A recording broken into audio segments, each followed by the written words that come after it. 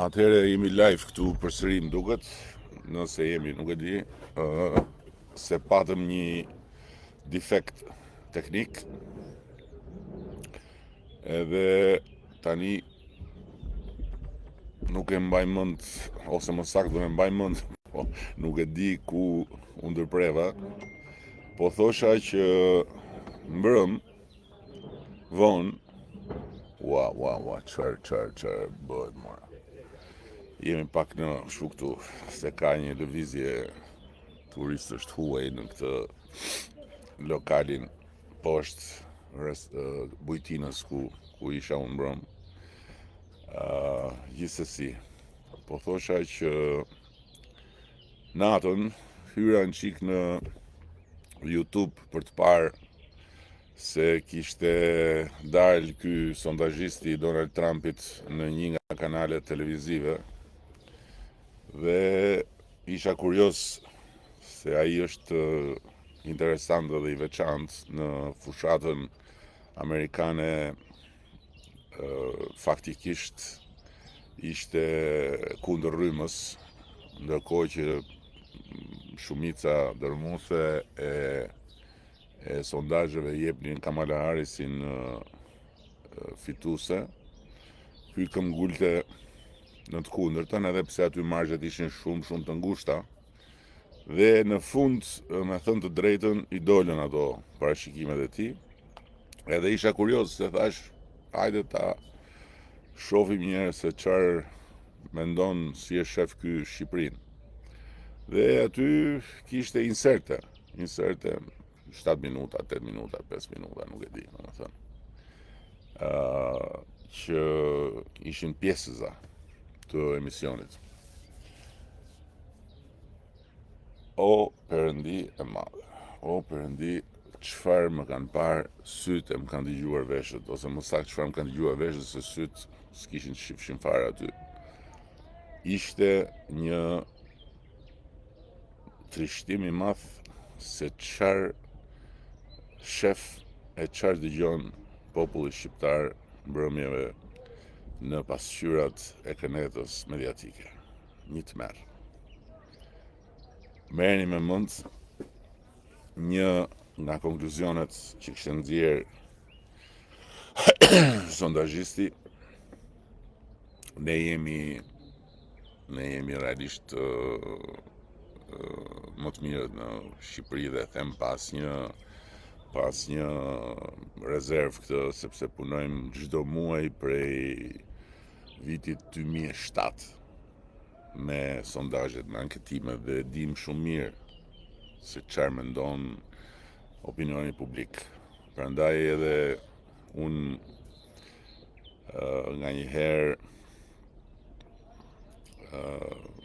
kur vjen dita jam në gjendje të bëj edhe ato në thonjza parashikime, ato s'janë parashikime, në fakt janë lexime të opinionit publik për prirjen e votës dhe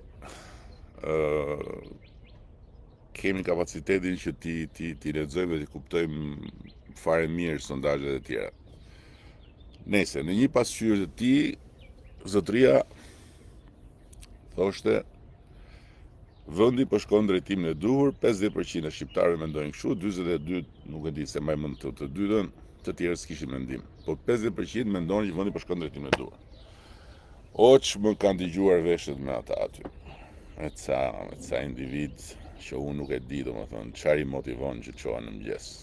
Me se ushqejnë trurin gjatë ditës, derisa vën ulen atje, edhe fillojnë edhe bëjnë ndërmjetësimin mes realitetit politik, realitetit social, personazheve politike, sociale, nuk e di, domethënë, dhe popullit, këta. Dhe aty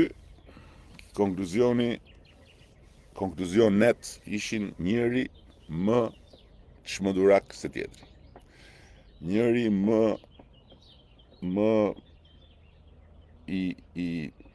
i pabesueshëm se tjetri. Një konkluzion ishte që populli është i smur. Domethënë, shqiptarët janë një popull i smur, që mendojnë që ky vend po shkon në drejtimin e duhur. Një konkluzion tjetër ishte që ose pastaj këtu ka një autokraci. Autokraci me pasqyra moçalesh mediatike që çdo natë flasin nga këto lloj çmendurish. Autokraci. Këta nuk kanë idenë se ç'është autokracia dhe nuk e dinë që në një autokraci këtyre nuk i binte radha jo të dinin televizor e të thoshin populli është i smur. Po këtyre nuk u binte radha të kishin kompjuter për të parë lajme në autokraci.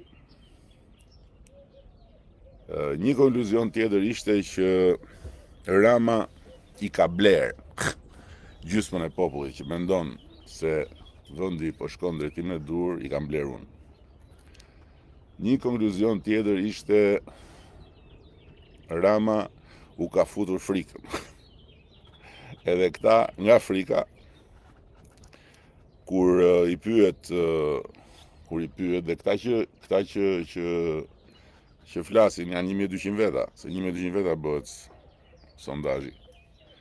Këta nga frika thonë vendi po shkon drejtimin e duhur, po mirë mos si ka mundsi.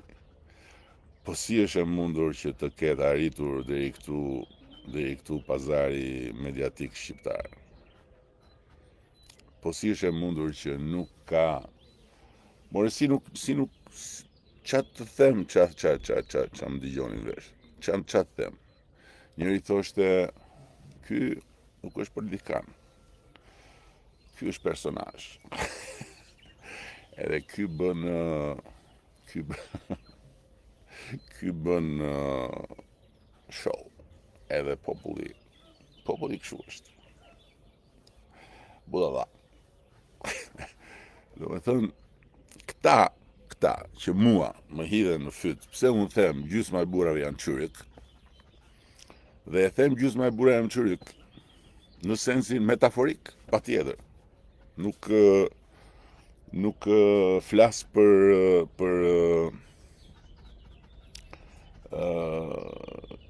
kusht klinik.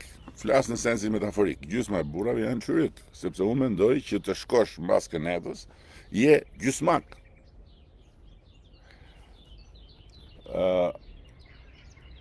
Dhe gjysma tjetër janë okay. Kjo është një ndarje që unë e bëj sepse e besoj këtë gjë që është të jesh gjysmak, të jesh çyryk, që të mendosh akoma që me bufin e kënetës Shqipëria mund të ketë ardhme, mund të ketë qeverisje më të mirë etj. Ky është një opinioni imi dhe kaq. Këta janë në gjendje që mbasi më hidhen mua për metaforën time të thonë populli është i smur. Ky është një popull kot. Ky është një popull budallësh, sepse ky popull mendon që vendi po shkon drejtimin e dur. Po mirë mor zotërit nderuar.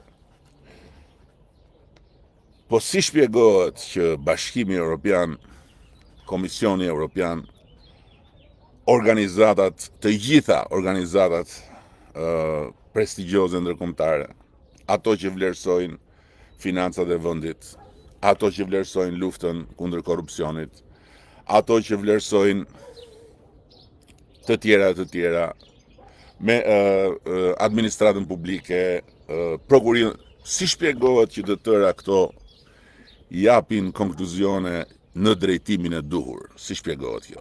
Budallë janë dhe ata, dhe jeni vetëm ju të zgjuar që mblidheni atje njerëz që nuk e di kur e keni lexuar librin e fundit. Nëse keni lexuar një libër ndonjëherë, mbasi keni mbaruar shkollën.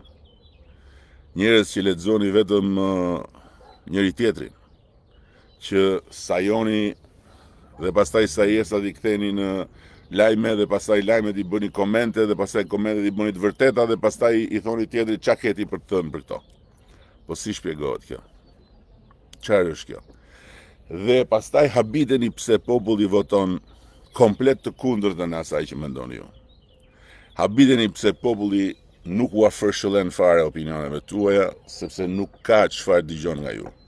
Jo se është budalla, po se është një popull i mençur që t'jep ujë në bisht lugës. Se për politik, po që puna për politik, nuk ja ha qeni shkopin popullit shqiptar. Nuk ja ha. Është, nuk e di domethënë, po të kishte një kampionat botror për politik, kampion botë dini shqiptarët. Është e pabesueshme. Është e pabesueshme me çfarë unë nuk e di. Prandaj unë nuk shoh televizor, prandaj nuk i shoh fare këto spektakle të shëmtuara të dekadencës së mendjes njerëzore, këto shfaqje inatesh dhe mbllefesh të verbra, këto nuk e di domethënë si t'i quaj, sepse është e pabesueshme. Jam i pa, nuk e di, nuk di çat mendoj kur mendoj me çfarë ushqehet populli çdo mbrëmje nga këta. Habi e madhe. E merte njëri pyeste atë sondazhistin e Donald Trumpit, i thoshte ç'a do ndodhte në Amerikë po të dilte presidenti, edhe ti thoshte fëmijëve hapeni në Google fotot e mia nudo, o pika. Domethënë unë sipas tyre në takimin me votuesit e parë atje që po tregoja një histori me Pandi Majkon atje që lidhet me historinë tonë. Edhe që ishte ai epizodi i nxjerrjes fotove të mia nudo dikur në fushatën e 2007-s. Nga këta zhabulanët që sot bëjnë edhe moralistin, e tregojnë edhe që është familja këta zhabulan. Edhe përmenda që janë në Google. Para njëherë në Google janë të mbuluara, që se këtyre është tiki mendja kokës. E dyta, nuk ishin fëmijë ata. Dhe e treta, po mirë, si ka mundësi, ku e gjejnë këta kapacitetin të më bëjnë mua moral, kur këta çdo ditë u tregojnë fëmijëve, u tregojnë familje, u tregojnë shqiptarëve, se si nuk duhet të sillet, se çfarë nuk duhet të thotë njeriu, me akuza, me shpifje, me sharje ekstreme, me nuk e di domethënë, zi nga të katër anët, si ka mundësi. Jam pa fjalë, edhe nuk kam asnjë ja dhe një tjetër këtu. Kur e ke pas vizitën e fundit në USA kam pas punë, shkoj në USA. Çfarë problemi keti tani? Si e keti hallin? Ty të kanë thënë që nuk shkoj unë dot në USA. Kush ta ka thënë? Non grata ta ka thënë. Se hoqi e dorë Edi Rama nuk e përmend më non gratën. Po nuk e përmend më non gratën se nuk kam pas arsye dhe nuk jam duke bërë këtë sot me këtë komunikim në këto kohë dhe në këtë rrugë drejt finishit ku ka gjëra më të rëndësishme se non grata. Po me që ma përmendni këtë ore, u hoqja non grata, se nuk e kam marrë vesh këtë informacion. U hoqja jo, po tani si keni fytyrë, domethënë që mbasi i thanë shqiptarëve që u hoqi non grata, do hiqet non grata, tani i thoni a shkoj unë me ta në oqeanit apo jo, a shkoj unë në USA apo jo, o pika. Nese, nuk kanë rëndësi këto, edhe nuk kanë pikë rëndësie, edhe ato që thuhen lart e poshtë, muhabete lagjesh, tamam muhabete lagjesh, nuk kanë pikë rëndësie edhe këto sharje, ja urdo. Non grata është hequr nga dash, thot ky tjetri, sot i madh, kur do të besoj njeriu budallëkun, beson budallëkun, nuk ke fare qa i bën. Prandaj edhe të verbrit më të mëdhej janë ata që kanë syt dhe s'duan të shikojnë. Prandaj dhe shurdhët më të mëdhej janë ata që i kanë veshët dhe s'duan të dëgjojnë. Se shefe dëgjon njeriu, po kur s'do të shohë, s'do të dëgjoj, është e kot, është komplet e kot. Tallu thot ky se kshu e do ky milet qyryk i tëri në verjen jug. Këti mileti ti dhe kush e keq përflet i merr të keqen i dashurim. I merr të keqen sepse ky milet t'jep ujin mbi shlugës kur i thon fjalës. Pa asnjë diskutim. Tani të vi pak tek pjesa tjetër. Tash 12 vite çfarë bane? Po si nga ta filloj numërimin ose çfarë bana tash 12 vite?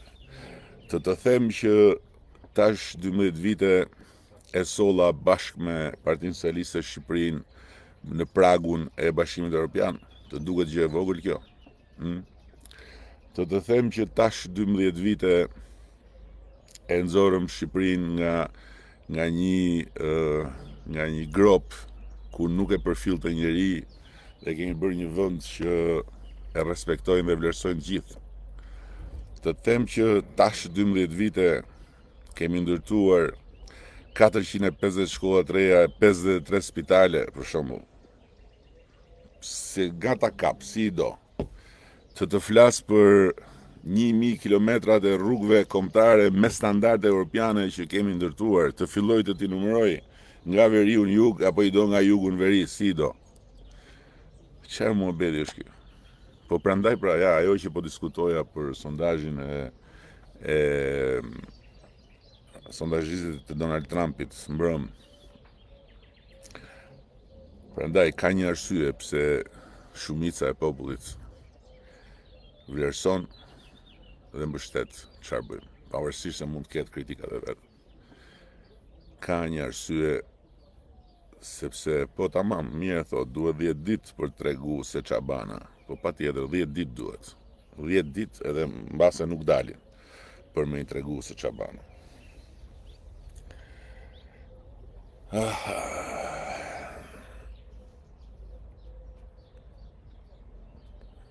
Pse nuk i bën një direkt i kombi duke marrë opozitën PD në drejtim për të tregu se ç'është do të bëj. Po e kam thënë atë punë, që nëse do ta bëja unë opozitën time, do ta bëja 1000 herë më mirë se që bëjnë këta. Këta nuk dinë bëjnë opozitë, këta dinë vetëm të vetë shkatrohen dhe në vetë shkatrimin sipër të pengojnë sa të mundën Shqipërinë edhe të nxinë jetën sa të mundën njerëzve. Këtë dinë bëjnë këta. Dhe prandaj në zgjedhjet e 11 maj do marrin rezultatin më të keq që nga 97 e këtej.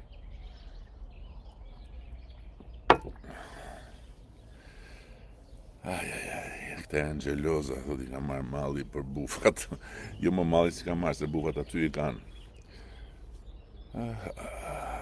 Në 2025 akoma rrugë dhe njerëzit se kanë thesin e miellit, bravo, arritje me barkun bosh. Dëgjoj këtu.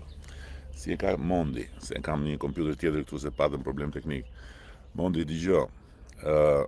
Se kjo vlen dhe për ata qyrikut që ishin në atë salonin e mbrëmshëm. Që thoshin populli i smur. Prodhimi i përgjithshëm kombëtar i Shqipërisë ka qenë më pak se 10 miliard. Është 25 miliard, 2 herë gjysmë më shumë. Në një dekadë. Të ardhurat për frym kanë qenë 3000 ca euro. Janë 10.400. Paga mesatare ka qenë 370 euro, 730 euro. E të tjera. Tani, kujt ja tregon mielin, thesin e miellit dhe barkun thatë? Ku, për kë, në cilin vend e ke? Unë isha dje ndarë në Gjirokastër. Plot me turist të huaj. Plot. Këtu është bërë derë e bujtin. Ndërkohë që 10 vjet përpara këtu ishte një hotel aty poshtë që është akoma sot gjithë ditën turizmi. Ishte edhe një tjetër, nuk e di, 2 hotele, edhe këtu ishte Gjang Gjing. Gjing Gjang.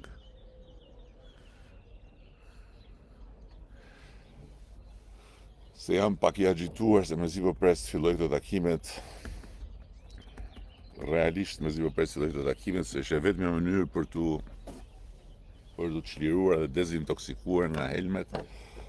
Dhe unë këto helme nuk i marr ka që në 2009-ën. Që në fushatën 2009 unë nuk shoh më televizor, nuk ndjek më debate, nuk shoh. Vetëm në raste të caktuara nëpërmjet YouTube-it që më çojnë ose kur gjendem, siç u gjenda mbrëm se doja të shifja atë.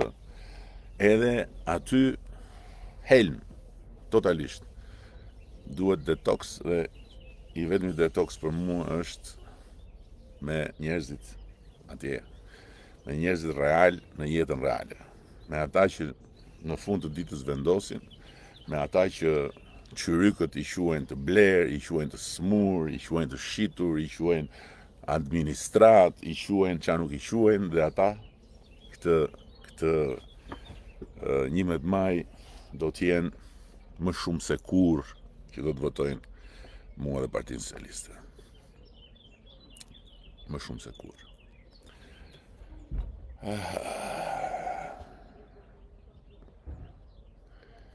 Dil bëj debat, thot, me këtë bëj debat për lumat. Me bufin e Knetës bëj debat, pa a jenë vete, as jenë vete. A jenë metro, as jenë aq më tepër në kushtet kur bufi i Knetës është edhe në rrëshqitje e sipër. Çfarë debatit bëj? Bëj debat. Uf.